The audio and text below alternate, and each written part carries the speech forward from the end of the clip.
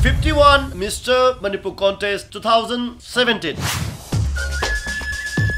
Yankai Mathoirak Suba Mr. Manipur Contest 2017 Lakliba December ki tang kun marida mayamna awang BOC haina khangnaba mafamda leiba asa hall da soidana pangthok sargani. Contest ase tongan ba category taruk ta pangthok sargani. Category taruk adudi 51st senior, 45 junior, 27 master, 17 physically challenged.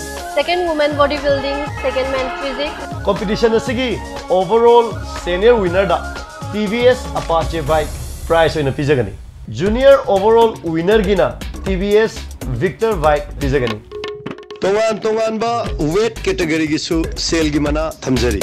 Lakadori ba December gi tang kulum doida weight checking gi damakta contestant singna khumlampak ta leiba amba gi office ta ayuk ki pung 9 dagina pung 13 fawbu gi manungda lakpina ba ningsingjari.